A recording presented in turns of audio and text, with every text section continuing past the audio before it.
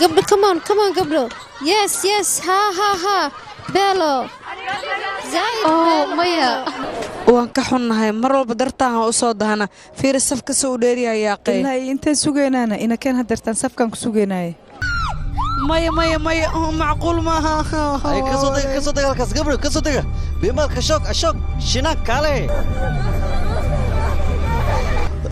kuwaas kor xataa muujido marlaadaha soo degaan waa ku togaa marlaada maxaa samaynaysi soo dega marwa ku bareena badbaadi marwa ma rabna anaga inaan dhimano waa soo socda aniga soo socdo marwa hadii soo dhawaato waa dhimanayna marwa ma rabna anaga inaan dhimano marwa hana soo dhawaanin meeshiina jooga anaa nii imaanayo ambalaasta qof ha waco booliska qof ha waco ما وكادي وادي برينا وكادي meesha la joogo noo imaanin meesha la joogo gabdha maxaa samaynaysiin gabdha soo dega idinka soo dega marwo meeshaan sagatay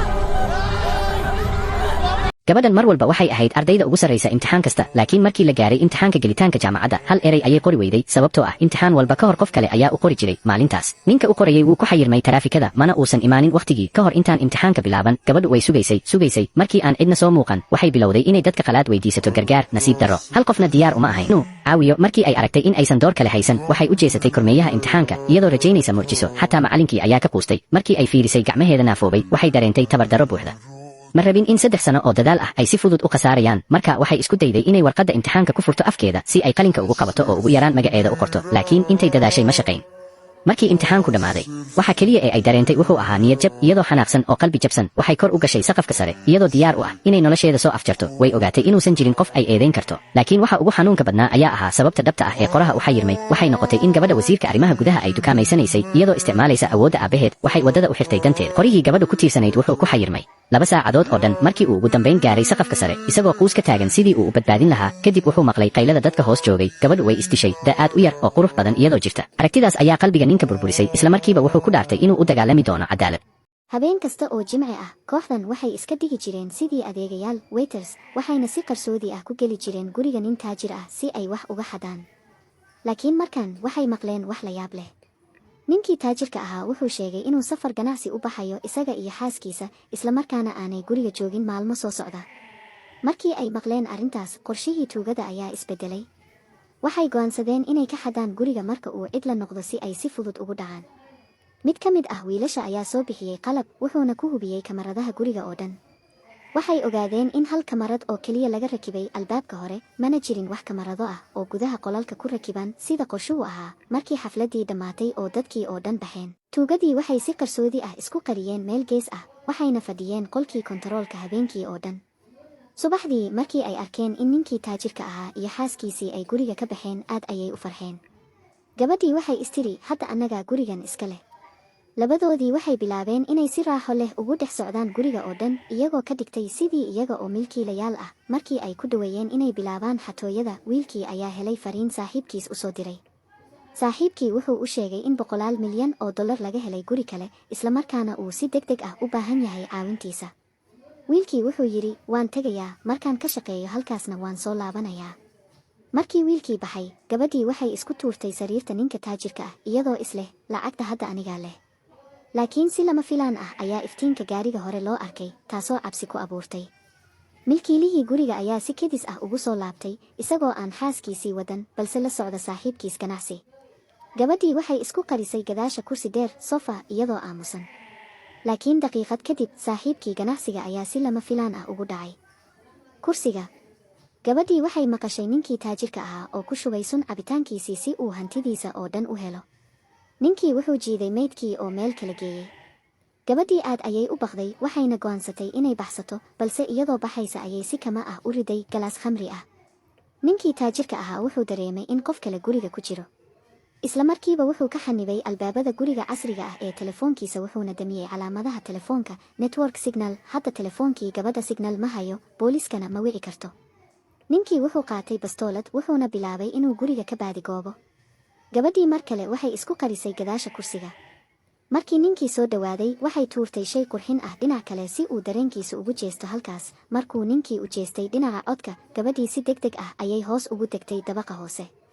albaabadii oo dhan waa xirnaayeen markaasay kursi qaaday si ay daaqada u jebiso jebinta mar koowaad ma aysan suurtagelin markay isku dayday mar labaad ninkii ayaa arkay haweenaydan ayaa baska soo gashay si ay gurigeeda ugu noqoto dhammaan raggii baska saarnaa waxay u baneeyeen kursi laakiin iyadu ma rabin inay midkood ag fadhiisato markaasay aragtay ay kursi ku fadhiya waxay ka fikirday inay ka kiciso balse si lama filaan ah ayuu eeygu u bilaabay inuu ku qayliyo qofna ma lahayn geesinimo uu ku fadhiisto kursiga uu eeygu degan yahay raggii waxay uga digeen hala diriirin eeygaas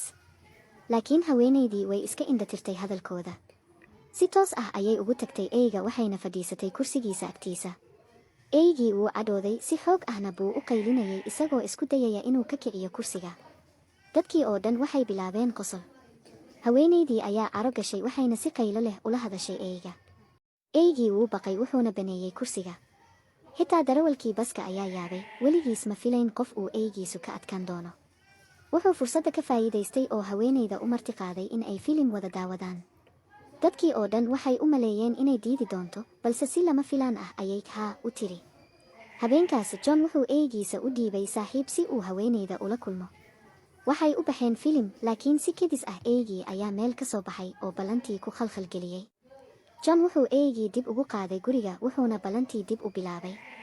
markaas kadib labadooduba waxay u baxeen xeebta halkaas oo ay xiriirkooda si rasmi ah u cadeeyeen tartiib eeygii wuu aqbalay Nancy haweenaydii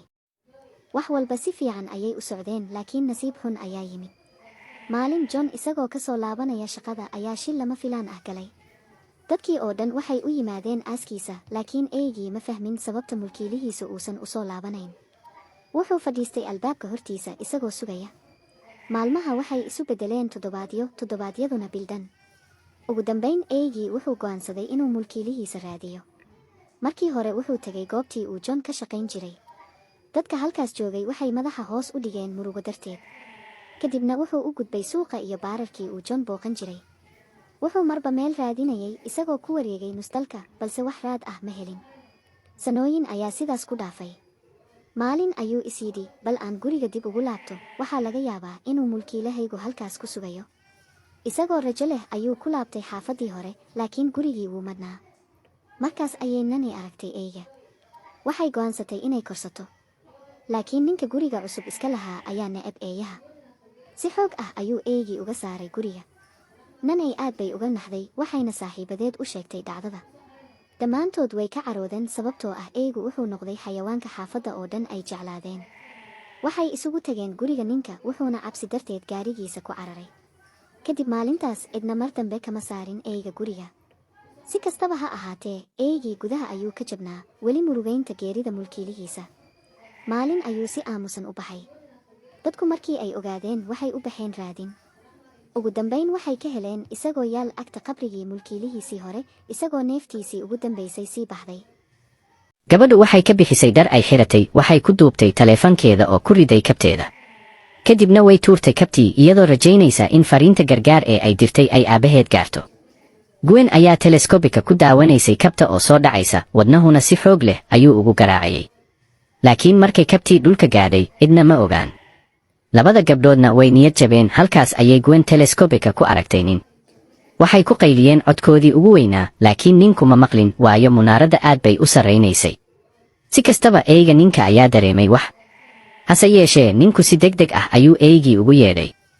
markii uu ninku rabay inuu tago Nancy waxay tuurtay kab kale laakiin taasina shaqo ma noqon dabadeed waxay tuurtay kabteedii ugu dambaysay kabtu waxay ku dhacday jaranjaro bir ah cod weyn bayna samaysay ninkii iyo eeygiisii way dareemeen balse ninku keliya kabtii buu qaaday oo si caadi ah ayuu uga dhaqaaqay Nancy waxay isku dayday inay gantaal yar oo iftiin sameeya flaragun ku tuurto cirka si loo gargaarsado laakiin Gwen ayaa joojisay sababtoo ah ninku hore ayuu uga dheeraaday Gwen markaas waxay aragtay gaari ag dhow yaal dadkuna halkaas ayay ku diyaarinayeen barbeece waxay ku fikirtay in habeenka ay fiican tahay si calaamadda iftiinka si cad loogu arko markii habeenkii yimid Nancy waxay mar kale isku dayday in ay adeegsatay gantaalka iftiinka laakiin wuu fashilmay just markii ninkii gaarigiisa fuulayay Nancy isku dayday mar kale markan iftiin aad u weyn ayaa cirka u kacay ninkuna wuu arkay Gwen si farxad leh ayay taleefankeeda ugu ruxday iyadoo aaminsan in la badbaadin doono. Laakiin halkii uu gargaarsiin lahaa, ninkii wuxuu xaday gaarigoodii oo wuu ka dhaqaaqay, isagoo ficil aflagaado ah u muujiyey intuu wado. Maalintii xigtay, calaamad telefoon ma jirin, taleefanadoodiina ma shaqayn. Gwen waxay tidhi, aniga ayaa hoos u degaya si aan boorsada u soo qaato.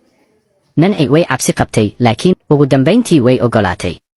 Waxay isku xireen xarig, Gwenna way bilaabtay inay soo degto, laakiin dhibaato ayay la kulantay. Nasiib wanaag, way geesinimo badnayd oo si fiican ayay u taqaanaysay fuulista, markaa way ku guulaysatay, waxay gaadhay boorsadii, balse ma qabsan karin markiiba. Gwen waxay sii daysay xadhigii iyadoo gacanta keliya ku qabsatay meel, tan kalena ku fidsatay si ay boorsada u gaadho. Way yara fogayd. Halista ayay qaadatay oo way booday, nasiib wanaagna meel taageero ah ayay ku dul degtay. Waxay boorsada ka soo saartay dhalo biyo ah, Nancyna waxay ka dareentay xaasidnimo markay aragtay. Hadda dhibaatada weyn waxay ahayd sidii ay kor ugu soo noqon lahaayeen, xariggii aad buu uga fogaaday. Gwen waxay isku dayday inay ku xidhdo boorsada iyo xarigga iyadoo adeegsanaysa selfie stick. Markaasay booday mar kale, boorsadii qabatay oo bilowday inay fuusho. Waxay ahaayeen ku dhowaad kor markay dhibaatadii kale soo baxday.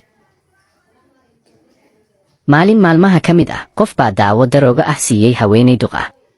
Laakiin halkii ay booliska u wici lahayd, si toos ah ayay u aaday ninka hogaamiyaha kooxdii daroogada oo iyada ayay ku celisay. Hogaamiyuhu aad buu ula yaabay. Ugu dambayntii, haweenaydu waxay jirtay 8 sano. Haddana waxay si lama filaan ah ugu sheegtay in ay rabto inay kooxda ku biirto oo ay iyaduna daroogada iibiso. Waxay sharaxday in dhammaan ragga kooxdu ay boolisku si dhow u daba socdaan, balse iyadu aysan lahayn wax raad dembi ah, qofna kama shakisan doono haweenay duq ah. Hogaamiyuhu si uu u tijaabiyo wuxuu siisay 3 rodol oo darooga ah.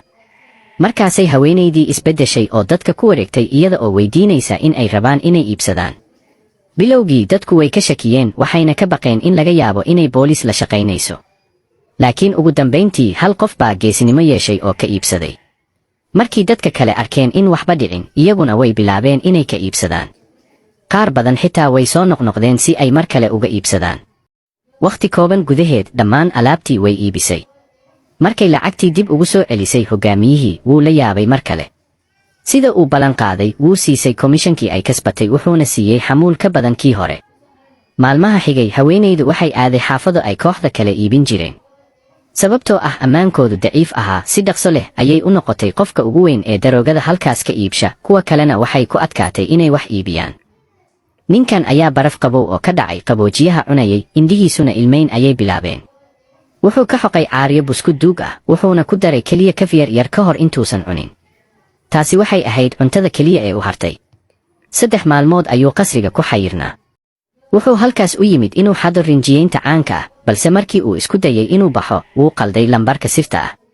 Nidaamka amniga ayaa shaqo galay, albaabaduna way wada xirmeen, xiriirkiina wuu ka go'ay saaxiibkii. Walbahaar dartii wuxuu arkay in albaabka weyn laga sameeyey alwaax qaali ah.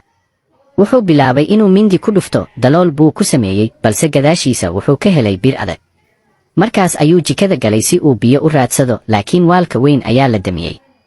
Gaaska ma shaqaynayn, qaboojiyahuna wuxuu ku jiray keliya xawaash dhacay.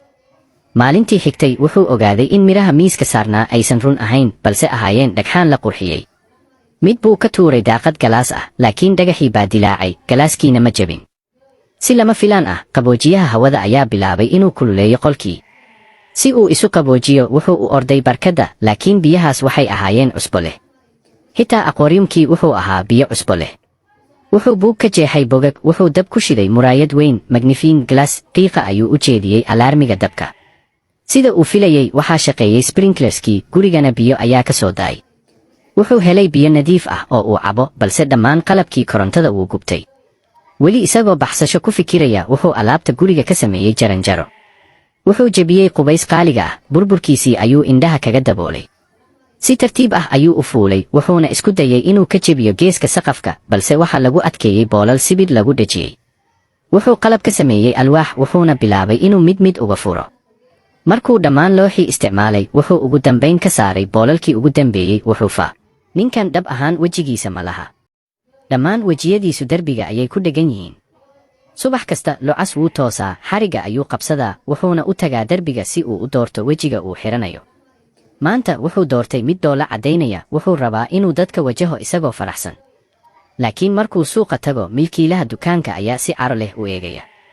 waddada dad shisheeye ah ayaa si qabo u fiirinaya qaarna si ula kac ah bay ugu dhacayaan dhoola caddayntiisii way sii luntaa markuu saldhigga baska joogo qof walba safka ayuu ka boodaa baska dhexdiisa rakaabku si xanaaq ah ayay u eegayaan hal gabadh oo keliya ayaa u dhoola caddaysa taasoo sababta in isna uu dib ugu dhoola caddeeyo laakiin si lama filaan ah weji ad adag ayaa xaaladda ka xumaadiya shaqada markuu tago wuu daahay maamuluhu si xanaaq ah ayuu ugu qayliyaa mar kale haddii ay sidaan noqoto waa lagaa eryayaa saaxiibkiis shaqada ayaa qalin u diiday inuu qoro wuxuuna ku tuuraa madaxiisa locas waxba ma odhan wuxuu sawir ku bilaabaa warqad wuxuuna doonayaa inuu sawiro dhoola caddayn balse gacantiisu way khiyaanaysaa waxay sawirtaa wejiga ooyaya locas wuxuu garwaaqsadaa in aamusnaanta ay dadka ka sii nacsiinayso markuu guriga ku soo laabanayo wuxuu ku dhacaa nin kale wejigii ninka faraxsan ayaa si tartiib ah isu beddela mid ooyaya guriga markuu gaaro locas wuxuu derbiga ku dhejiyaa wejigii ooyayey hadda dhammaan wejiyada derbiga ku dhegan waa kuwa ooyaya keliya hal wejiyo oo dhoola caddaynaya ayaa geeska ka haray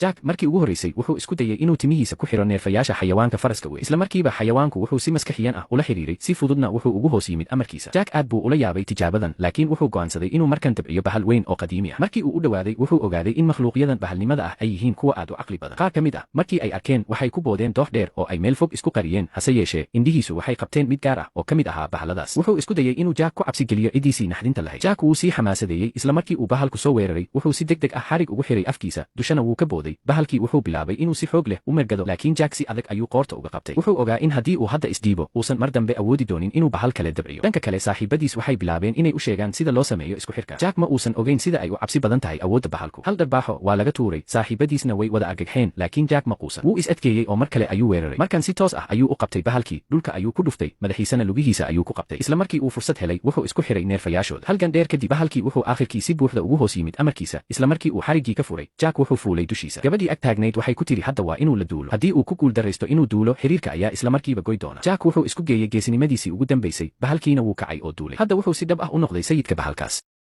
si qarsoodi ah ayuu khamrigii ugu shubay qashin qubka wuxuuna iska dhigay nin sakhraansan dabadeed wuxuu aaday musqusha wuxuuna fariin u diray gabar ay wada shaqeeyaan isagoo ku casuumay inay kaararka la ciyaarto wuxuu u sheegay in caawa dhacdo weyn ay jiri doonto taasoo gebi ahaanba bedeli doonta aayihiisa habeen aan sidaa u fogeyn oo tan la mid ah ayuu si kama ah u sakhraamay wuxuuna ku gamay fadhiga markii uu soo toosay wuxuu maqlay sodogiis oo bannaanka ku canaananaya isla markii uu u baxay si uu u eego waxa dhacaya sodogiis wuxuu soo qaatay ul wuxuuna damcay inuu ku dhufto nasiib wanaag waxaa ka celiyey saaxiibkiis sodogiis ayaa soo jiiday oo weydiiyey meesha ay gabadhiisu joogto isagoo yaaban ayuu weydiiyey waxa dhacay maadaama uusan waxba ogeyn laakiin sodogiis wuxuu weydiiyey sababta uu gabadhiisa u dhibaateeyey aad ayuu u wareeray markii uu taas maqlay isla markaas sodogiis wuxuu soo saaray taleefankiisa taleefanka waxaa ku qornayd fariintii ugu dambaysay ee ay xaaskiisu dirtay intii aysan dhiman fariintu waxay muujinaysay inuu isagu ahaa gacan ku dhiig laha wuxuu dareemay wax lala yaabo sababtoo ah xaaskiisu waxay si cad ugu seexanaysay qolka sidaa darteed si degdeg ah ayuu sodogiis u geeyey qolka markii uu bustaha kor u qaaday waxaa hoostiisa yaalay oo keliya barkin wuxuu xusuustay in habeenkii hore markii uu sakhraamay ay xaaskiisu la baxday seedigiis laakiin seedigiis wuxuu sheegay in qof walba uu sakhraansanaa uuna walaashiis qolka geeyey kadibna uu iska tegey wuxuu xusuustay in guriga ay ku rakibnayd kamarad qarsoon dhammaan si degdeg ah ayay u aadeen si ay u daawadaan muuqaalka laakiin kamaraddu waxay muujisay isagoo xaaskiisa gelinaya dabada dambe ee gaariga iyadoo aan lahayn wax calaamad nololeed ah sodogiis wuu xakamayn waayey shucuurtiisa wuxuuna qaatay go'aan degdeg ah dhulka ayuu ku dhacay wuxuuna si dhab ah u doonayay inuu ogaado runta markii uu indhaha kala qaaday wuxuu dib ugu soo noolaaday habeenkii uu sakhraamayay laakiin markan wuxuu ogaaday in qof walba uu u muuqday inuu leeyahay welwel u gaar ah sidaa darteed markii ay cabayeen si qarsoodi ah ayuu khamrigiisii u daadiyey wuxuu u orday musqusha wuxuuna wacay asxaabtiisa si uu kaarar ula ciyaaro markii uu ciyaarta kaararku bilaabmay si ula kac ah ayuu sawir u qaaday si uu caddayn uga dhigto intii lagu jiray ciyaarta dad badan ayaa doonayay inay baxaan laakiin wuu ku qasbay inay ciyaaraan ilaa waaberiga wuxuuna sawiro ka qaadayay xilli kasta si uu caddayn uga dhigto intaa kadib wuxuu ka faa'iidaystay fursadda wuxuuna aaday qolka jiifka si uu eego wuxuu ogaaday in xaaskiisu ay weli hurdo waxoogaa ayuu iska yara degay wuxuu ku laabtay qolkii fadhiga wuxuuna la ciyaaray asxaabtiisa mar kale wuxuu ciyaaray ilaa ay si buuxda u waaberiisatay ka hor inta uusan u ogolaan inay baxaan aad ayuu u daalanaa wuxuuna ku seexday miiskii muddo yar kadib saaxiibkiis ayaa u keenay quraac wuuna toosiyey wuxuu ka codsaday saaxiibkiis inuu aado qolka jiifka oo uu u yeero xaaskiisa si ay quraacda u wada cunaan laakiin markii uu saaxiibkiis aaday qolka jiifka xaaskiisa lama helin si degdeg ah ayuu u orday si uu u eego waxba kuma jirin bustaha hoostiisa laakiin si lama filaan ah ayuu u xusuustay in markii uu shalay ka soo baxay qolka jiifka uu arkay ina adeerkii oo musqusha aaday markii uu ina adeerkii soo baxay cagihiisa waxaa ka buuxay dhoobo daaqadda musqushuna way furnay wuxuu garowsaday in masiibadu ay mar kale dhici karto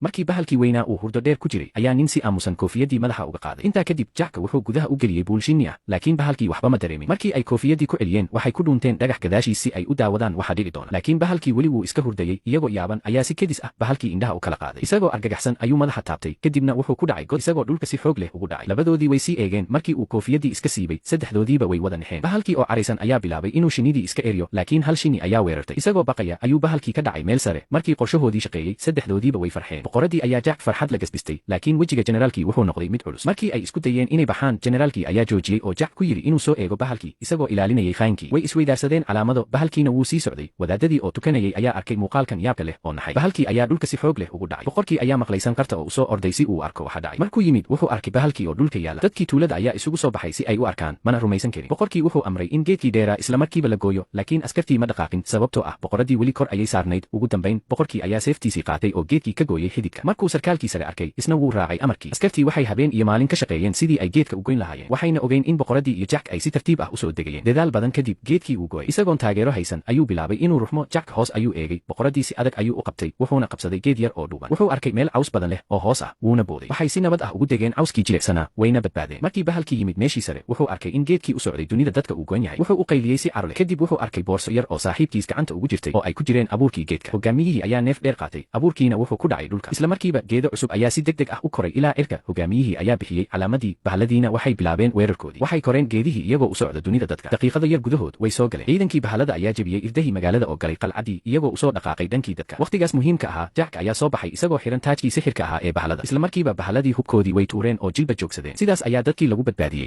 ninkan markii uu xirtay okiyaalaha wuxuu helay awood aan caadi ahayn awooddaasi waxay u suurtagelisay inuu arko nasiibka dadka kale laakiin intaas kuma ekayn wuxuu awood u yeeshay inuu nasiibkooda la wareego oo uu kiisa ka dhigto nasiibkii uu ka qaado qof walba isaga ayuu usoo wareegayey si uu awoodan u tijaabiyo wuxuu la wareegay nasiibkii uu eka rootiga ee ka sarreeyey madaxa nin tuugsada ahaa isla markiiba nasiibkiisii wanaagsanaa isaga ayuu usoo wareegay ninkii tuugsadaha ahaana waxaa ku habsaday nasiib xumo baan si lama filaan ah ayuu dhulka ugu dhacay isagoo dhaawacyo halis ahi soo gaareen wakhtigaas ayuu ninkii fahmay in nasiibka uu helo uu musiibo ku yahay qofkii laga qaado si uu arrintaas usii xaqiijiyo wuxuu la wareegay nasiibkii haweeney kale oo uu eka caano markiiba isaga ayaa noqday mid nasiib badan haweenaydiina waxaa ka guuray nasiibkeedii waxaana si lama filaan ah u qaniinay eygii yaraa ee ay wadatay laga bilaabo maalintaas nasiibkiisu wuu sii batay wuxuuna noqday qof isla weyn oo aan cidna u turin xitaa markuu arko qof indhool ah si naxariis la'aan ah ayuu ula wareegi jiray nasiibkiisa qof kasta oo dhibo nasiibkiisa ayuu ka qaadan jiray si uu kankiisa ugu biiriyo awoodan iyo nasiibka uu helay awgeed wuxuu go'aansaday inuusan u baahnayn shaqo adag wuxuu ku qayliyey maamulihiisii shaqadiina si kibir ku jiro ayuu isaga casilay laakiin markii uu baska guriga ugu sii socday waxaa si kadis ah u jiiray nin rakaab ah ninkii rakaabka ahaa isma raali gelinin taasina aad ayay ninkii u caraysiisay isagoo aaminsan in nasiibkiisu uu ka ilaalin doono wax walba wuxuu la wareegay nasiibkii dahabka ahaa ee ka dulbabanayay madaxa ninkaas si lama filaan ah wuxuu ogaaday in dhammaan rakaabka baska saaran ay yihiin dadkii uu horay nasiibkooda ula wareegay isagoo isleh nasiibkaaga ayaa ugu badan ayuu iska qoslay laakiin ma uusan ogeyn in musiibo weyn ay soo socoto markii dad intaas leeg oo nasiibkoodii laga qaatay ay hal meel isugu yimaadeen waxay abuurtay tamar nasiib xumo oo aad weyn wuxuu u orday baska hore si uu u baxsado laakiin wuxuu la kulmay naxdin markii uu arkay in darawalku yahay isla ninkii indhoolka ahaa ee uu nasiibkiisa qaatay isla markiiba wuu argagaxay isla markaas gaari xamuul ah ayaa si xawli ah uga soo horjeeday wuuna ku dhacay baska darawalkii miir doorsoomay akhirkii nasiibkii uu ururiyey kama badbaadinin musiibada ka dhalatay falkiisa wuxuu bixiyey qiimo culus damaciisii dartiis nasiibkii uu xadayna wuxuu dib ugu laabtay milkiilayaashoodii xaqa u lahaa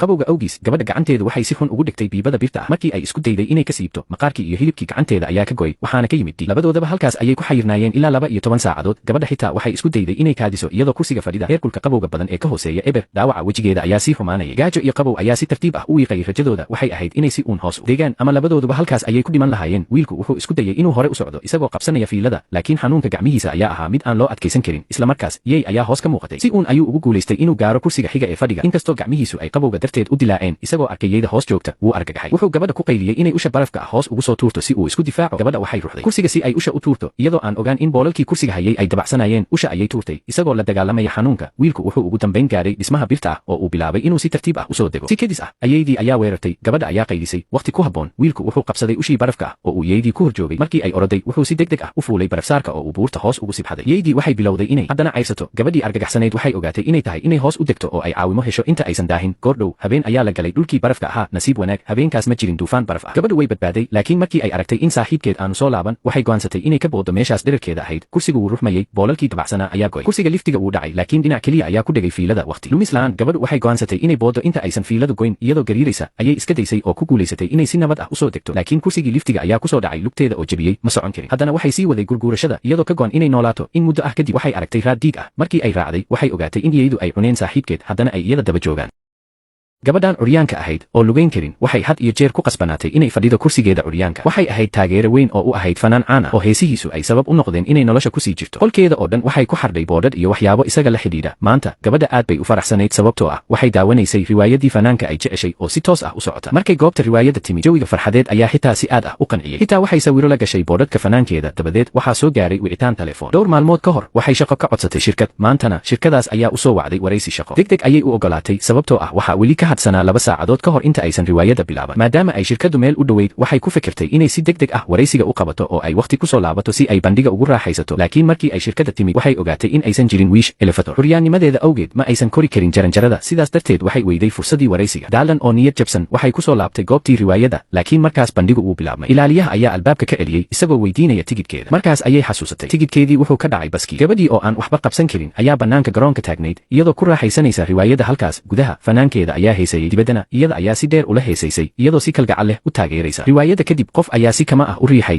telefoonkeediina wuu dhacay oo wuu jabay gurigii oo ay ku sii jeedo kursigeeda curyaanku sidoo kale wuu xumaaday markii hore waxay weyday fursaddii shaqo dabadeed tigidhkeedii telefoonkeedii jabay haddana kursigeedii curyaanka ayaa istaagay waxaa intaas dheer hawada qabow ayaa ka dhigtay mid xanuunsan waxaas oo dhan ayaa gabadha niyad jab ku keenay si lama filaan ah gaari ayaa agteeda yimid nin dhalinyaro ah ayaa ka soo degay markii ay gabadhu eegtay way yaabtay wuxuu ahaa qofkii ay waxaas oo dhan u dulqaadatay fanaankeeda markuu arkay iyada oo qabow la gariiraysa wuxuu dalladiisa umbrella ku daboolay oo gacmaha saaray maro gacmeed gabadhu way naxday laakiin geesinimo ayay iska soo ururisay waxayna ku tidhi runtii ma rumaysan doonti laakiin waxaan ahay taageerahaaga ugu weyn adduunka isaga oo dhoola caddaynaya ayuu ku jawaabay waan ogaa isla markii aan arkay adigoo xiran xirnaha madaxa ee magacayga ku qoran dabadeed wuxuu weydiiyey miyaan guriga ku geeyaa gabadhu si farxad leh ayay haar u tidhi laakiin isla markii ay haa tidhi saaxiibkeed ayaa gaari kula yimid si ay u qaado iyadoo aan rabin ayay la raacday saaxiibkeed waxay si taxadar leh u xajisatay hadiyadii uu siiyey waxayna xidhatay saacaddii ay hooyadeed siisay isla markaas fariin ayaa ka soo muuqatay telefoonkeedii jabay isla markii ay akhriday adduunkii ayaa ku dumay wararka ayaa sheegaya in fanaankii caanka ahaa uu habeenkaas biyo ku dhacay oo uu geeriyooday iyada oo aan labalabayn waxay u degdegtay isbitaalka jidka waxay si kama ah qof u jiiday saacaddii ay hooyadeed siisayna biyaha ayay ku dhacday markii ay soo qaaday ayay si kama ah badhan u riixday si lama filaan ah iftiin dhalaalaya ayaa ka soo baxay saacaddii biyaha wakhtiguna wuu istaagay markii ay indhaheeda kala qaaday waxay isku aragtay hal 5 sano ka hor maalmihii dugsiga markana way istaagi kartaa lugaheeda waxay markiiba orod ugu ambabaxday inay hesho wiilkii waxay heshay isagii waxayna si adag u isku duubtay waxay u qiratay jacaylkeeda laakiin isagu ma fahmin waxa dhacaya ilaalada ayaa dibadda u soo jiiday niyad jab ayaa kalifay inay bannaanka iska fadhido oo ay oydo isla markaas wiilkii ayaa soo baxay oo wuxuu arkay inay xidhan tahay saacad u egtiisa isaga oo aan waxba odhan wuu iska tegey maalintii ku xigtay waxay mar kale aragtay jacaylkeeda oo jooga dugsigii si lama filaan ah roob ayaa daay isla markaas wiilkii ayaa mar kale u soo lugeeyey wuxuu arkay iyada oo qoybaysa wuxuuna ku daboolay dalladiisa marka maxay kula tahay ma istaajin doonaan jacaylka dhabta ah marka ha ilaawin inaad rayigaaga ku reebto faallooyinka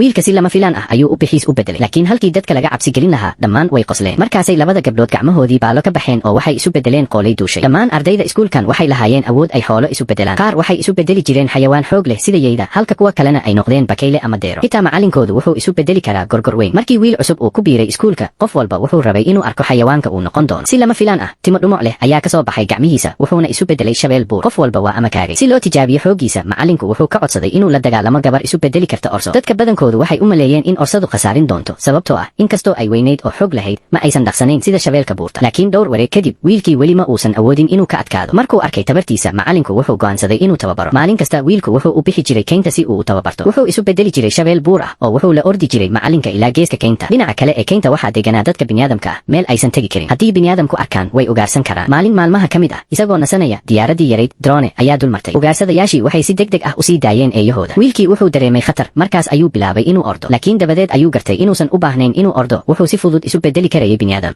mar kasta oo ninka uu isku dayo inuu biyo cabo isla markiiba waxaa lagu tuuraa saxaraha biyihiina afkiisa ku jira waxay isu bedelaan ciid wuu daalay haddana wuu lugeeyey ilaa uu mar kale ka soo gaaray webigii markan gacmihiisa ayuu ku shubtay biyo balse isla marka uu cabitaanka isku dayey mar kale saxaraha ayaa lagu tuuray markii saddexaad markuu webigii gaaray xitaa ma istaagin wuxuu sii waday socodka ilaa uu jid gaaray nasiib wanaag nin baabuur wata ayaa arkay oo qaaday wuxuuna ugu dambayn gaaray gurigiisii markuu arkay biyo ka daadanaya tuubada wuu adkaysan waayey wuxuu isku shubay galaas biyo baraf leh wuxuuna si dheer ugu fiirsaday aad ayuu u rabay inuu cabo balse wuu ka cabsaday in mar kale saxaraha lagu sidaas darteed far ayuu biyaha ku dhex dhigay hal dhibic ayuu afka gashaday si yaab leh waxba ma dhicin wuxuu u maleeyey in sixirkii laga qaaday sidaas darteed si degdeg ah ayuu biyihii oo dhan u cabay weli waxba ma dhicin wuxuu ku farxay guriga ayuu ka baxay wuxuuna ku booday barkada dabaasha laakiin ilbidhiqsiyo gudahood mar kale wuxuu ku jiray saxaraha markuu si mucjiso ah ugu soo laabtay magaalada wuxuu si lama filaan ah u xasuustay in arrintu ay bilaabatay markii nin faqiir ah uu weydiistay biyo isaguna uu diiday markaas ayuu arkay haweenay ay wadata wuxuu ka codsaday inay siiso hal cabitaan biyo ah balse iyaduna way diiday si la mid ah ninkii wuu qoslay isagoo og in habaarihii hadda iyada u gudbay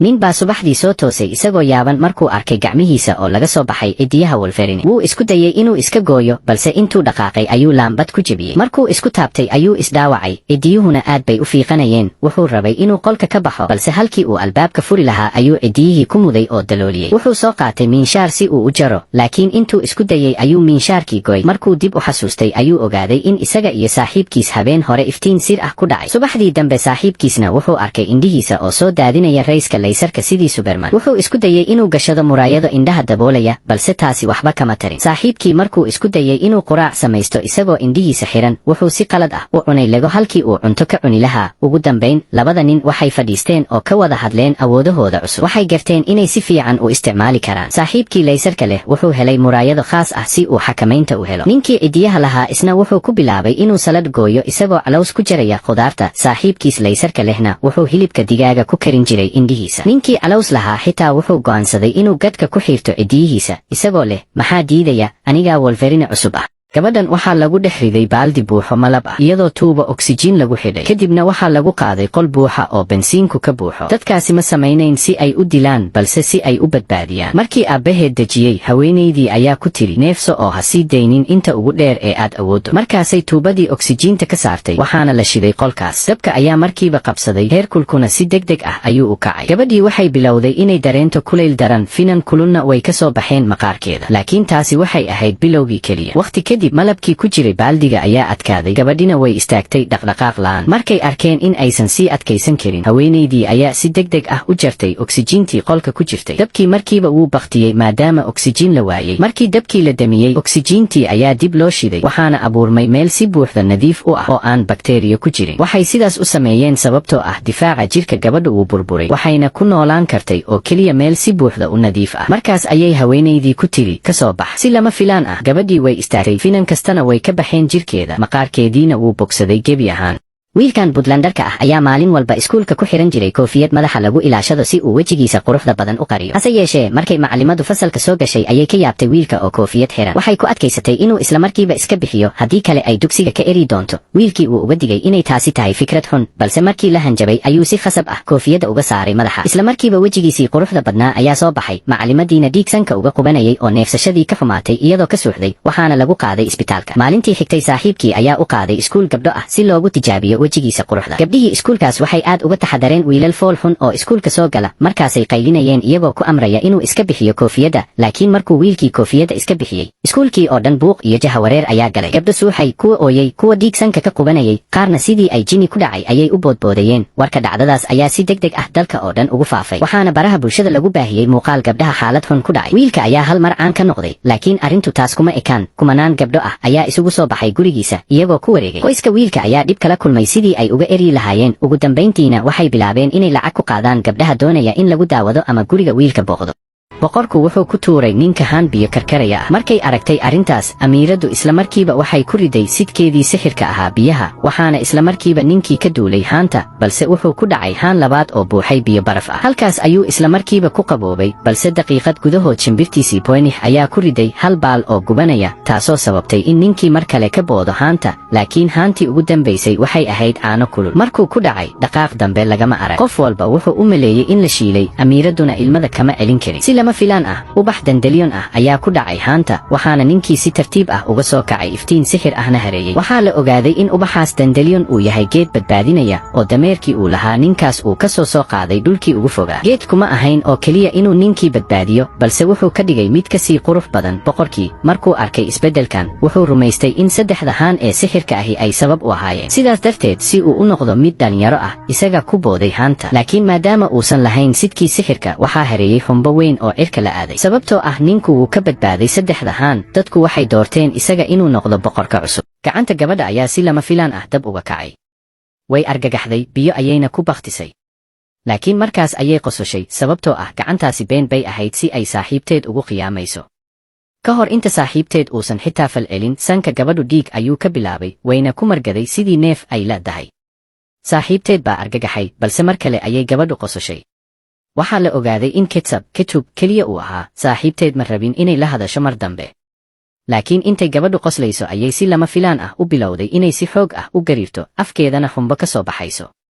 markuu saaxiibteed mar kale ka welwelsaday waxa ay noqotay khiyaano kale oo gabadha ka socota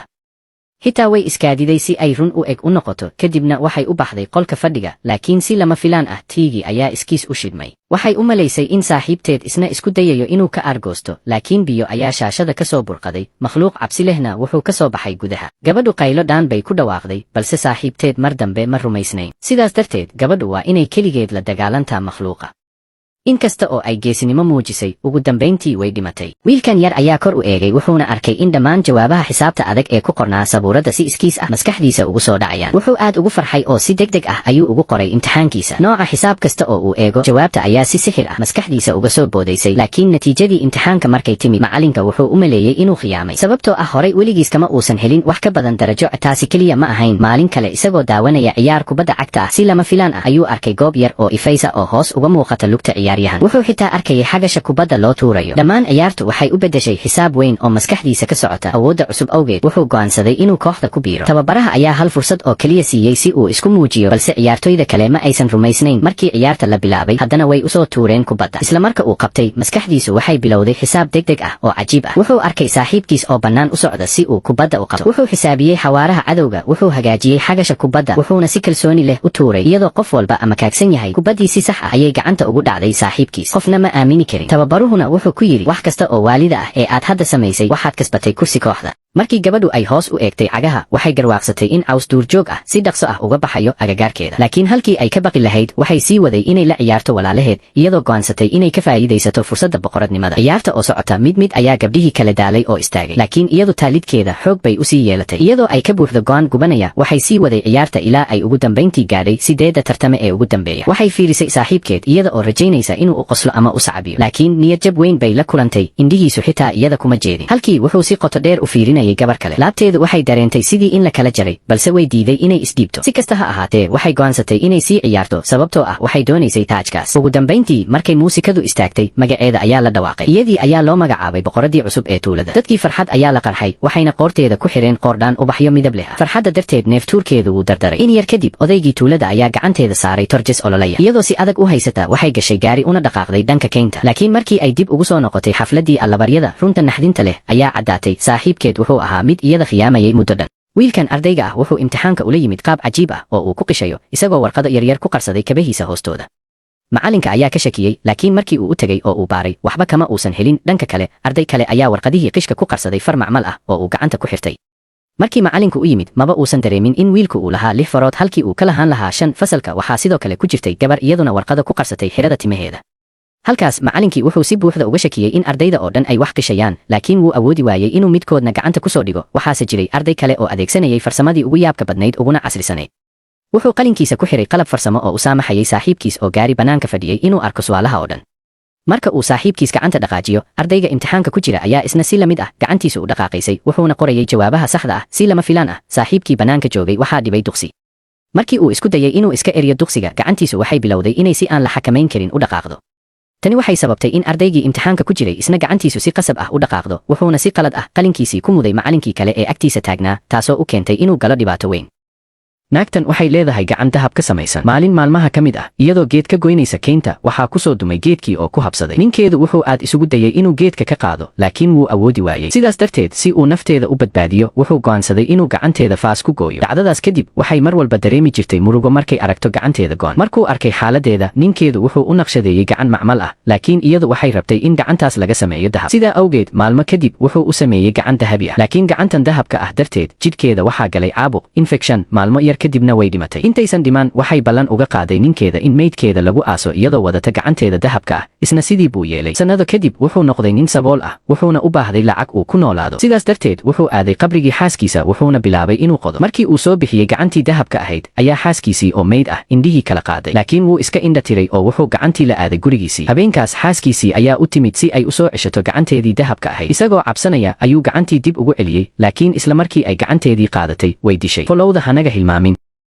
sidii maska isku laab hadaa maqashay waa kanoo kale ninkan waxaa la yiri kii islaab ahay waa u fadhidaa wuxuusan sameynaynin lama arko marba nuuc ayaa ku sameynaa uu taagan yahay waxaa la yiri faaraxo ninkan qayb kastoo jirkiisa kamida muruqihiisa lafiisa war xitaa hilibkiisa yaa qayma qayrkiisa waxbaha ka tegin sas bay u laabmayaan waxaa isdhehe laf jabta ma qabo miya waxaa iga daran laf dhawr ma ku taala miya isdhehe wuxuu sameynaa hadaa aragto waa yaabkiisa hodane arinka fajacaha balse ninkan caadiga bilaa waxa in dadka kale waxaysan sameyn karin uu asiga ku baashaalo wax aan la isdhaafsiin karin ayuu leeyahay waa isdhaafsiina arag waa kana wax uu ka cabsahayo lama arko hebel wad ayaa wada hadaa maqli jirtay waa kanoo kale indha adeeg iyo kor adeegbo asaa dhameeyey waxaanba wuxuu u arkaa baashaal iska caadi ah koley anaga xaggeena wax caadi ah kama aha fadlan intaa muuqaalkan daawataan ha isoo dhihina walaalayaalo waa tijaabinaynaa horta waaba ogaa xaliimo waxaa maba tijaabinaysay yaana la ii weydiina sababta aysan u tijaabinaynin balse faaraxo adaa kuwa cabsi qaba faarax bareejo isbitaal adoo jiifo yaa la ii soo sheegin biliis hana isku tijaabinin waxaan tabartaada ma ahane haddaba ninba ilaahay hibo buusiyey baa maqli jiray haddaba ninkan hibada isjijibinta iswalwalaaqida isqalqaloocinta iska dabameereysi bay ka gashay adigan i dhaawanaayo oo indhaha shacfaraanka leh ila wadaag hibada gaarka ah ee cajiibka ah oo ilaahay ku siiyey aa ula tartamayso xariifkan isqalqaloojinta badan soo sheeg hibadaada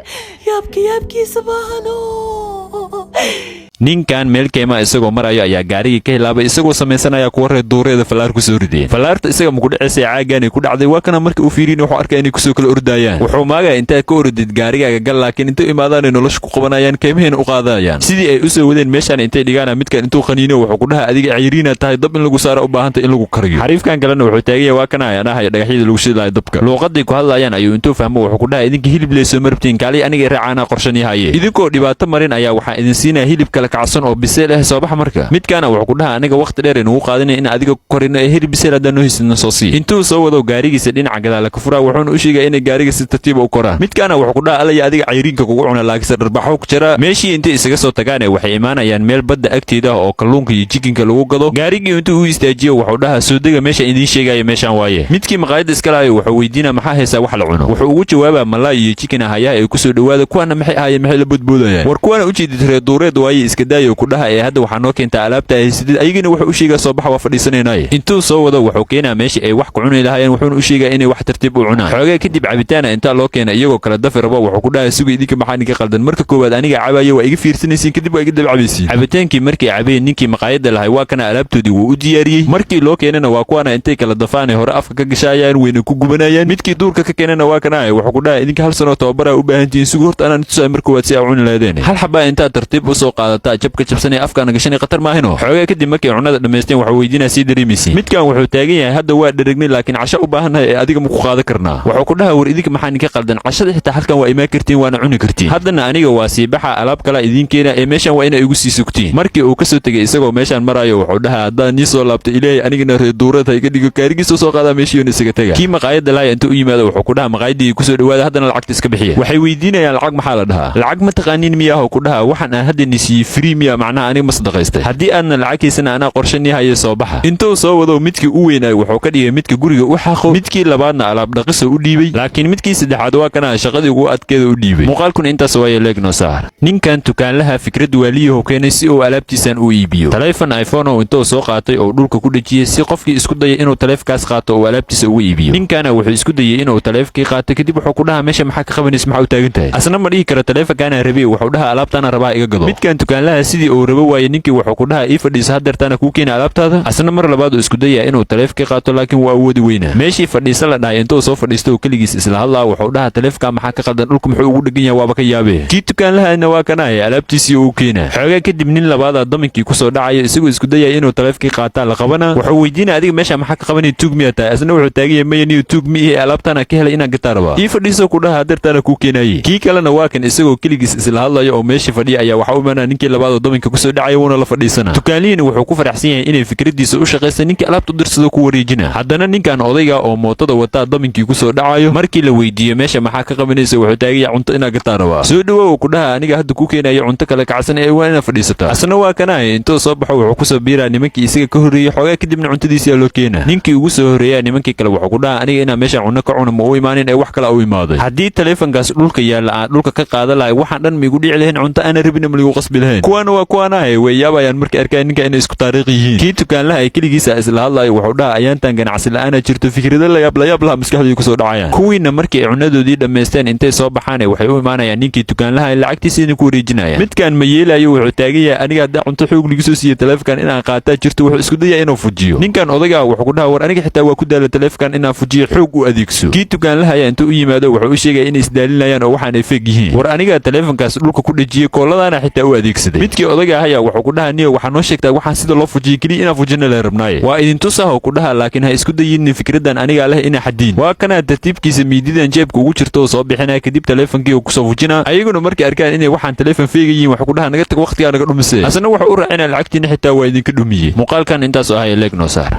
ninkan isagoo cunugan yar mootada u saaranta ayaa labada nin intay kala degaanay meeshaan gelinayeen kadib way ku soo xiraayaan kii cunuga dhalana isagoo meeshaan sii maraya wuxuu arkaa dhagaxan wadada yaalla kadib dhagaxii markuu wadadii ka leexiyo cunugiisii mootadii ka weynaa isagoo yaaban oo naxsan ayuu gadaal u soo laabanaya si uu cunugiisii u soo raadiyo kadib labadii cunuga ka qaadayso meesha taagan intuu u yimaado wuxuu weydiinaa cunug yar oo boorso guduud wata maaragteen midkaana wuxuu ku dhahaa cunugaaga maana arkin ee ortraaso gadaal inuu kaaga soo dhacaa laga yaabaa markii mootada wadatee markii uu aabihii cunuga dhalay oo baxay intay soo baxaan waxay imaanayaan meeshii ay cunuga ku qariyeen cunuga yarka boorsadii oo watay alaabtan gadaal jirta intay ka soo baxsadaan isagiina waxay ku dhahayaan orod iska bax aabbaha waa inaa u tagtaa midkaana saaxiibkiisa wuxuu ku dhaha waxaa jiro nin alaabtan ka ganacsado oo aan aniga aqaano marka soo bax waa u geenaynaa lacagtan waa kala qaybsanaynaa midkii cunuga dhalay waa kana mootadii markuu u soo laabto wuxuu arkaa cunugii oo mootadii ag taagan kadib wuxuu weydiinaa halkee ka baxday isagoo un jawaabina mootadii soo saarana intay soo baxaan waxay imaanayaan meel dukaana agtiisa isaguna cunugii oo boorsadii ka fura labadiina waa kuwaana ninkii intii alaabta u keenanay waxay ku dhahayaan waa inaa naga gadataa isaguna wuxuu weydiinaa waa ninka gadanaa diyaar waaye ee meeqaa ku rabtiin midkaana wuxuu ku dhaha alaabtana u jidid silfar waaye 500 ana ka siinayna kana wuxuu dhaha alaabtan guldi waaye 1 ana ka siinayna isaguna wuxuu u sheegay inuu labadoodaba 1 oo siinayo ee alaabtan aysan qaali ahayn ayaguna ugu dambeyn way ogolaanayaan qiimaha uu ninkan u sheegay maadaama aysan alaabta ayagu lahayn midkii cunuga dhalay dukaankii uu imaanayo si uu alaabtiisa ugu gato wuxuu arkaa marka laba nin oo dukaanka hore ugu jirtay oo alaabtiisa alaab u eeg ninkan ka iibinayso boorsidiisa uu furaasi oo alaabtii uga fiiriya laakiinse wax dhan muku arkayo isagoo yaabana dhinaca cunugiisii u soo laabana wuxuu weydiinaa alaabtii meesha ku jirta ku dhibta xagaagiisay wuxuu ku dhaha laba nin intii yimaadeen mootadii iga degsadeen kadib meel ay ugu soo xireen markii aad baxdana alaabtii ay qaateen intuu soo wada wuxuu ku dhaha labadaas nin u jidid miyaa nimanka alaabta ka qaateen wuxuu ugu jawaabaa ha labadaas waaye midkaas shaagada buluuga wata iyo midkaas kale waaye kadib dukaankii intuu soo galo ninkii wuxuu ku dhaha labadan nin tuuga waaye alaabtaas u jidina aniga iskale cunugayga ka soo xaday haddana booliska waxaan u sheegaa labadan nin inay alaabtii iga xadeen xitaa intaas kaliya maahan ay cunugayga afduubteen midkii dukaanka lahaa wuxuu taagay oo hadda idinka alaabtan maada iska leheen miyaa ninkaas miyaa ka soo xadeen ayagu way ku sii indhadag yihiin inay alaabtan leeyihiin xitaa way ku dhaaranayaan midkii cunuga dhalaa qorshe keenaya wuxuu dhaha nimankan waxa weydiidaa magaca alaabtaas ku qoran aniguna waxaan ku sheegaa magacayga inuu ku qoran yahay midkii dukaanka iska laayna nimanka wuxuu weydiinaa magaca ku qoran sheegaya in alaabtan leedin cadeeya magaca meesha ku qoran way aqoonayaan midkan wuxuu dhaha ka fiiri Cusmaan Maxamed ku qoran waa iska fiiri kartaa wuxuu ogaanaa midkan inay nimankan tuuga yihiin oo ninkan baashan leeyahay wayna qabanayaan intuu booliska u imaanayo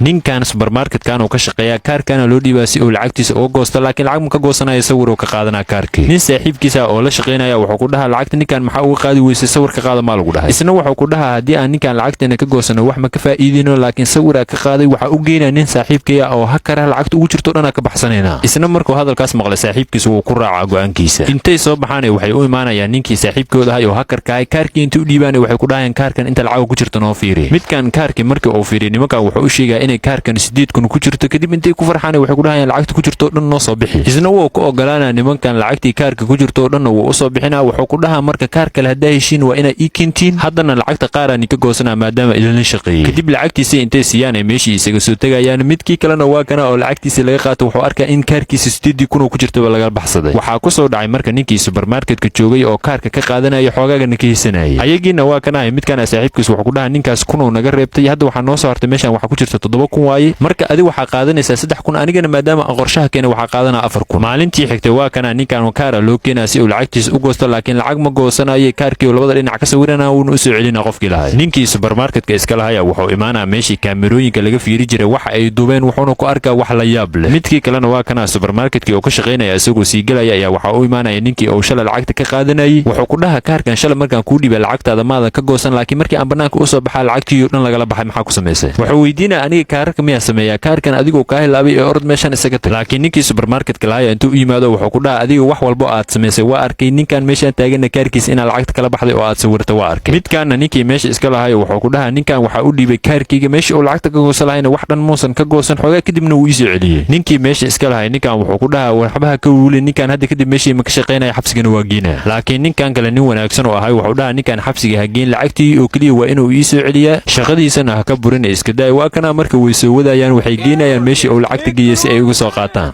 nimankan iyagoo salaad tukanayo ayaa ninkan intuu meeshan ka soo baxo nimankii tukanaya mid ka mid a jeebka ee lacagta ugu jirta ka goosana markii uu lacagtii soo qaatay isagoo meeshan iska marayo ayaa ninkan kale ka hor imaana isagana intuu iska naxo lacagtii dhan daadina ninkiya wuxuu weydiinaa marka adiga meeshan cidlo waayo yaa ku ceyrsanaa maxaa ordee isaguna wuxuu ku dhaha niyow sidaa u malaynaysid maahan aniga meelaa ka daasanahay adigana waa iga soo horbaxday waana kaa nahay kadib intuu lacagtiisa aruursado meeshii isaga tegaa isagoo weli naxdintii ay ka muuqato midkan isagoo ninkii la yaaban ayuu wuxuu arkaa ninkii jeebkii oo soo goosanaya oo meeshii uga tegay jeebkii intuu soo qaato wuxuu u imaanaa nimankii salaada tukanaya oo salaadii ka baxay midkii jeebka laga goosanayana isagoo yaaban ayuu gadaal fiirinaa markii uu ninkan arkan wuxuu ku dhaha adiga waay maahan ninka tuuga oo jeebkayga iga goostay laakiin midkan wuxuu u sheegaa in isagoo meeshaas marayo oo nin lacag wata ka hor imaaday jeebkan oo dhulka ka soo qaaday midkii jeebka laga goostay saaxiibkiisa wuxuu ku dhaha aniga markii aan salaada tukanayay waxaan dareemay qof jeebka iga goosanaya maadaama aan salaad tukanayana waxaas iskuma mashquulin oo salaadeeda iska sii watay imaamkii iyaga salaada ka bixinaya wuxuu ku dhaha maadaama uu ninkan idinku dhahay aniga dembi melihi ma iska dhaaftiin waxaa laga yaabaa tuug kale inuu yahay laakiin midkan intuu soo boodo imaamkii wuxuu ku dhaha ninkan meeshan cidlada keligiis muxuu ka sameynaa haddii uusan tuug ahayn midkii jeebka laga goostana ilaa iyo hadda wuxuu ku adkaysanaa inuu ninkan tuug yahay uuna isagu jeebkii ka goostay ninkanna ilaa iyo hadda wuxuu u sheegaa nimankan in uusan tuug ahayn laakiin qof aaminaya ma laha iyaga oo meeshii wada taaganaya hal mar waxay maqlayaan qof ku qaylinaya ee caawiya markii u yimaadaanna waxay arkayaan midkii mar dhoweyta lacagta soo xadaya oo kuwan ku dhahaya hal mar le kaaliya meeshan iga saara intay gacanta ka soo qabtaanay meeshii ka soo jiidayaan ugu dambeynna rafaad dheer kadib waxay ku guulaysanayaan inay bannaanka keenaan markii ay bannaanka u soo bixiyeen iyagii wuxuu ku dhaha iska kay cafiya lacagtaana u jiidiin idinkaa idinka soo qaatay qofkii jeebka idinka gooyana aniga waaye ninkiina wuxuu ku dhaha markii aa salaada tukanaysa maqaskan intaan soo qaatay ayaan jeebka kaa goostay intaas kadibna anigoo sii ordaayo ayaa meel dhiiqaa ku dhex dhacay marka waxaan idinka rabaa inaad iska kiin cafisiin ninkii imaamka ayaga u ahaya wuxuu ku dhaha waa iska cafinay oo orod iska baxa arrintaana mar dambe ha sameen muuqaalkana leegnoo saar ninkan ridaha ayaa u jiidiin waa nin sixiroola nimankan kale intuu isugu waco wuxuu ku dhahay ridayda waxay dhalaysaa ukun ay indhihiina ku arka ukuntiiyo intuu nimankii u keeno wuxuu ku dhahay iska fiiriya ukuntaan haddaa been u malaysiina waa tijaabi kartiin midkan basaxiirkaa intuu ukuntii soo qabtuu tijaabinaa wuxuuna ogaanaa inay run tahay kadib midkii rida lahaya nimankan wuxuu u sheegaa inay ridiisa beec u tahay qofkii lacag siina oo rida ku wareejinayo midkii basaxiirkaa wuxuu dhahaa ridan anigaa gadanayo waxaana bixinaa $1 mid kale wuxuu dhahaa $2,000 mid kalena wuxuu dhahaa $3,000 iyaga oo meeshii wada taagan ayaa waxaa u imaanaya nin gudoomiye hore magaaladan ka ahaa jiray kadib midkii gacanyarihiisa ay wuxuu weydiinaa meeshan maxaa ka dhacay kale waa soo fiirinaynaaye intuu u yimaado wuxuu weydiinaa meeshan maxaa ka dhacay kadib midkii rida lahaya wuxuu dhahaa mudana soo dhawow ridaana u jeedid waa ri aan caadi ahayn oo ukun dhalayso ridaana qof kale ma iska leho ee aniga iska leh haddii aad lacag isiisid ridan waa kugu wareejinaa kii gudoomiyaha ahaa jiray ninkan wuxuu ku dhahaa maku aaminayay ee waxaa rabaa inaa indhahayga wax igu tusto asagana intuu soo baxo 2 ukun u soo qaadaa markii ay arkeen inay ukuntan run tahay kii gacanyarihiisa ahaya wuxuu ku dhahaa mudane ka waran haddii aan ridan qaadno aan u geyno gudoomiyaha hadda markii uu gudoomiyuhu arkay ridan inay caadi ahayn xil cusub oo kuu magacaaba adiga kadib midkii basaxiirka intuu soo boodo wuxuu dhahaa ninkaana u jeedid lacag ma haysto anigana 3,000 haystaayo rida igu soo wareeji gudoomiyihii hore intuu xanaaqo ninkan wuxuu u sheegaa inuu $5,000 bixinayo basaxiirkiina wuxuu taagan yahay $10,000 bixinaa mar kale gudoomiyihii $20,000 bixinaa basaxiirkiina $25,000 bixinaa ugu dambeyn gudoomiyihii hore wuxuu dhahaa waxaa bixinaa $50,000 ee ninkan $50,000 ha keeno bal kadib midkii rida lahaa ninkan wuxuu u sheegaa in laga guulaystay basaxiirkiina isagoo xanaaqsanoo ninkii rida lahaa wuxuu u sheegaa inay gudoomiyahan ku maqan tahay lacagtii shacabka ugu dambeyn ninkii rida lahaa ridiyo intuu soo qabto wuxuu ku wareejinaa ninkii gudoomiyaha ahaa jiray isagana lacagtiisiyaa lagu wareejinaa isaguna midkii gacanyarahayo wuxuu ku dhahaa rida intii ukun aa ka rabtid aa sheeganay kadib waa ka helay ninkan kale aad u jeediin waa gudoomiyaha magaalada ee hadda jooga waxaa u imaanaa marka gudoomiyihii hore ee hadda rida soo gadanayay wuxuu ku dhahaa marka niyow ridaana u jeedid ri caadiya maahan ukunay dhalaysaa ridaana adigaa kugu talagalay marka xil cusub waa inaa ii magacawdaa indhahagana waxaa kugu tusaa intuu soo baxo ridii wuxuu ku dhahaa waxaad ii dhashaa hal xabo ukuna laakiin ridii ukun dhan muu dhalaysa gudoomiyihin wuxuu ku dhahaa hadda kadib adiga waa soo waalatay isaguna wuxuu taagan yahay inuu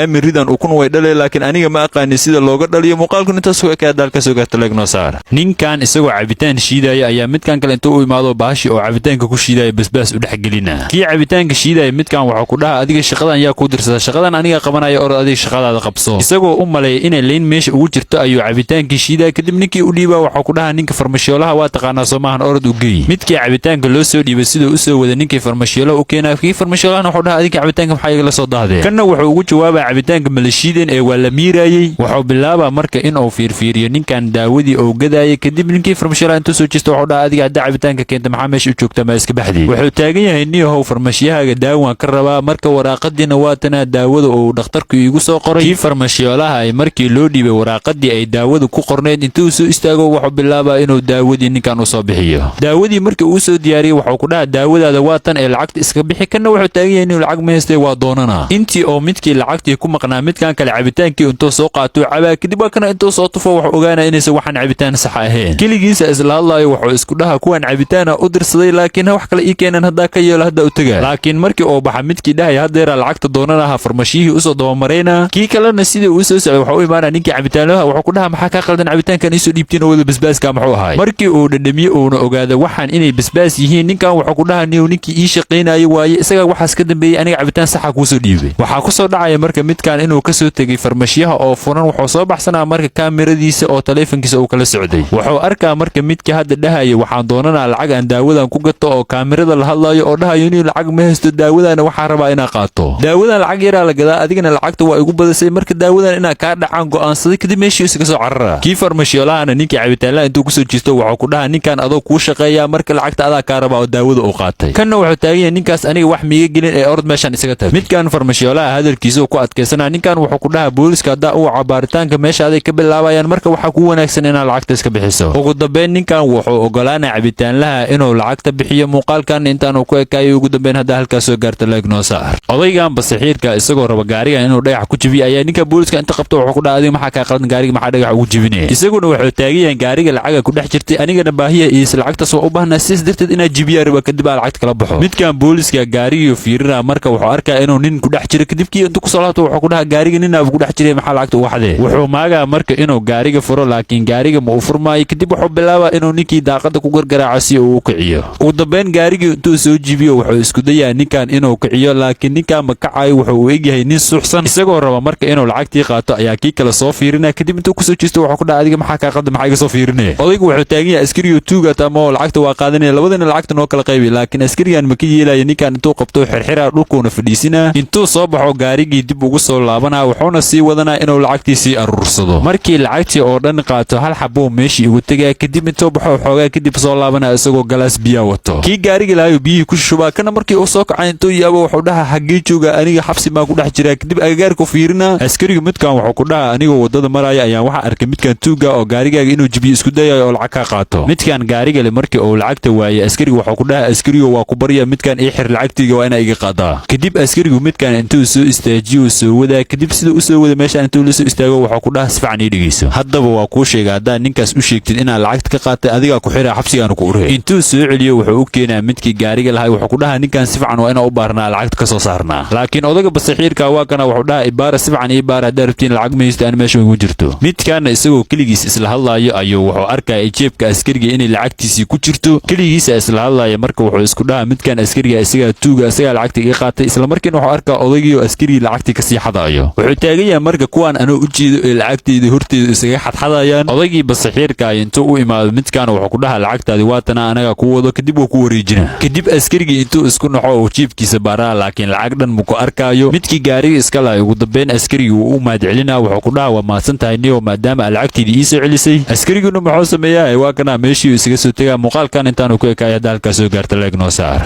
ninkan maskiinka isagoo wadada loos isaga gadanayo ayaa labada nin tuugada inta u imaadaan looska uu gadaya ka xadayaan midaa wuxuu qaadaa looska ay xadeen midkii kalena ninkii uu mashquulina wuxuu ku dhahaa niyo waxaan kaa rabaa 2 kiilo oo loos ah midkaana wuxuu u maleeyaa inuu ninkan daacad yahay oo wax ka gadanayo isagoo oo alaabtiisa u diyaarinayo kan intuu hal xabo loos soo qabto wuxuu dhahaa war adiga maxaa ka qaldan loos haleysana xisaabe war looska uu ballo ku dhahaa loos dhan ma ka rabay ordiga tag waa ka tagay midkan tukaanlahana intuu la yaabo sida uu ninkan u dhaqmaayo ayuu wuxuu dhahaa ninka maxaa ka qaldan looska ugu fiican magaalada aniga gaariga ahaayabe midkii kale sidii uu soo socday waxa uu imaanaya saaxiibkiis oo looskii hal xabo u tirnay kadib waxa ku dhahanay looskan wuu nagu yaryahay loos badan u baahanahay midkaana saaxiibkiis wuxuu u sheegay inuu looskan ku filan yahay intaan ay ka badan tahabo laakiin saaxiibkiis hadalkiisa wuu ku adkeysanaa ugu dambeeyna ninkan wuxuu ku qancinaa inay looska la soo xada midkaana intuu soo baxo wuxuu soo qaadanaa koobkan weyn kadib waxa uu dhahaa ilaahay maanta waxa ka barya inaan loos badan soo xado laakiin ninkii mar dhaweeyta ku laabo karo ninkan kale intuu u imaado wuxuu ku dhahaa niyo waxa ka raba alaabta haysidoo dhan inaa ii sheegto midkaana shaqadiisa hore u galaa wuxuu dhahaa waxaan hayaa timir loos caano buskud malab maxaa ka gadaw dhahaa intaas oo dhan wahaayay midkan tuuga wuxuu la yaabaa marka ninkan aa ka jiisanin oo sida kal iyo laabta u soo fiirinayo kadib niyadu wuxuu iska dhahaa midkan mid la xadi kara ma u eko laakiin waa inaan tijaabiyaa wuxuu ku dhahaa marka niyo looskaas yariiriiska harabaha meeqa gadaysa kanna intuu taabto looska oo midkan sheegayo wuxuu taagan yahay niyo looska beec bano ah kuwan kale waa gada kartaa kii tuuga intuu ninkan la yaabo wuxuu ku dhahaa niyo adiga maxaa ka qaldan alaabta aad u baahnayn miiska maxaa soo saartay alaabta u baahanta kaliya miiska la soo saartay ugu dambeyn ninkan midkii tuugahay wuxuu ku dhahaa niyo aniga dukaankan miiskalihi aniga waxaan ahay nin maskiina oo indhoolo ah midkii tuugahay markii lagu dhahay indhoolo ah intuu ninkan iska baraaweeyo wuxuu soo qaadanaya koobkiisii weynkaay si uu looska u xado kadib keligiisa isla hadlaayo wuxuu dhahaa haddii uu ninkan camoolo yahay koobkan weynka maba u baahni alaabtan hal xab u qaadana isagoo laba xabba sii sitaa waxaa ka daba imaanaya midkii dukaanka la joogay kadib uu qabanaa wuxuu ku dhahaa aniga waxaan kaa shikiyey markii koowaad aa ii imaanaysay kadib waxaan kuu sheegay inaan camoolo ahay si aan u arka waxaad samaynaysid ugu dambeynna waan ogaaday inaad tuug tahay haddana xabsiga ugu dhowaa ku geena oo meeshan ku yaallo ugu dambeynna waxaa lagaa rabaa inaad sheegto mahmaahda labada nin oo tuugada ku waajibtay muuqaalkan intaanu ku ekaaya daalkaas soo gaarta leeg noo saar ninkan dukaanlaha isagoo taleefankiisa ku mashquulsan ayaa waxaa u imaanaya ninkan bariiska raba kadib isagoo taleefankiisa ku mashquulsan oo bariiskii u soo dara midkii bariiska laga gadaya waxuu arkaa inuu dahab ku dhex jiro bariiskan kadib ninkii hal mar intuu kasoo dafo meeshiisa ku celinaa wuuna isku walwalaaqa wuxuu dhahaa marka niyo waxaa rabay inaad bariiska bacdan igu cabirto laakiin beecasna waa ka baxay hadda waxaa rabaa inaa asiga dhan qaato isaguna wuxuu dhahaa lacagta waa ii laba jibaari hadday sidaas tahay kadib bariiskaaga dhan waa iska qaadi kartaa midkan markii sidaas lagu dhahay xoogaa intuu fikiro ninkan wuxuu u sheegaya inuu ogol yahay lacagtan oo bixinaayo isla markii waxaa imaanaya marka cunugan yariiska oo bariiska rabo kadib midkaana wuxuu ku dhahaa war bariiskan oo dhan anigaa gatay meeshan bariis ma yeele orod iska tag